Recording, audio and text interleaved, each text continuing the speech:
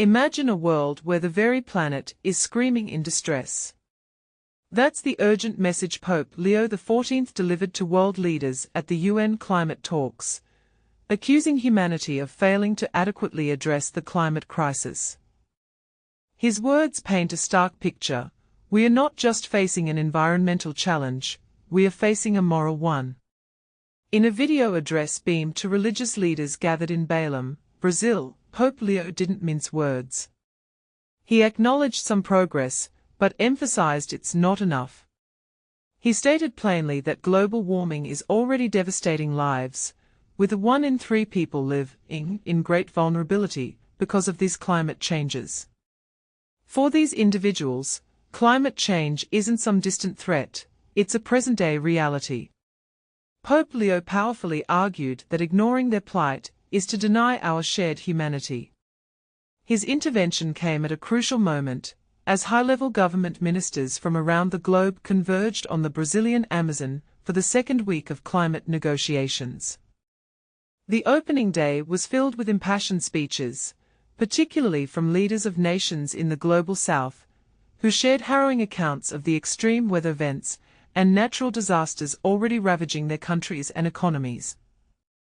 These vulnerable nations are pushing for bolder commitments, especially as the world inches closer to surpassing the critical threshold of 1.5 degrees Celsius, 2.7 degrees Fahrenheit, of warming since pre-industrial times, a limit established in the landmark 2015 Paris Agreement. But here's where it gets controversial. Many scientists believe we are already on track to exceed this target. Is the Paris Agreement still a viable framework, or do we need more drastic and immediate action? Scientists warn that a warmer atmosphere fuels more frequent and intense extreme weather events, from deadly heat waves and devastating floods to prolonged droughts and more powerful hurricanes. Pope Leo underscored that remaining within the Paris Agreement's limits is still possible, but the window is rapidly closing. As stewards of God's creation, we are called to act swiftly, with faith and prophecy, to protect the gift He entrusted to us, he declared. And this is the part most people miss. He didn't blame the Paris Agreement itself. Instead, he pointed squarely at the political will of some as the primary obstacle. It's a powerful indictment of nations that prioritize short-term economic gains over long-term environmental sustainability. Pope Leo made history earlier this year, becoming the first American pope. He has wholeheartedly embraced the environmental legacy of his predecessor, Pope Francis, including openly dismissing climate skeptics. This stance is particularly significant considering the views of some prominent world leaders. For example, the US, the world's second-largest polluter, notably decided to skip the conference. Former US President Donald Trump famously labeled climate change the greatest con job ever perpetrated on the world. This stark contrast in viewpoints underscores the deep divisions that continue to hamper global climate action. UN Climate Chief Simon Stiell responded to Pope Leo's message by saying it challenged us to keep choosing hope and action. He emphasized that the Paris Agreement remains our strongest tool, but requires greater collaboration and bolder action. Stiell framed climate action as an investment in stronger, fairer economies and a more stable world, a compelling argument for those prioritizing economic prosperity.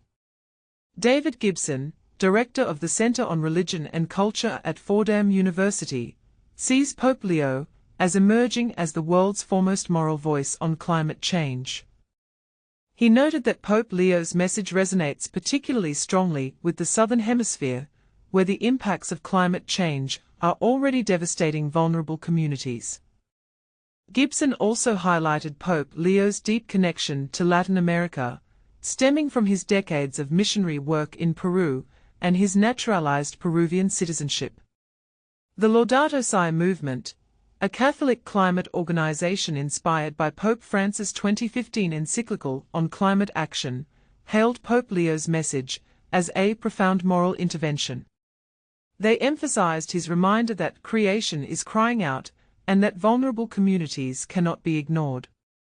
The group believes his voice cuts through the noise of negotiations, urging leaders to prioritize our shared humanity and act with courage, compassion, and justice. Ultimately, Pope Leo's message is a powerful call to conscience.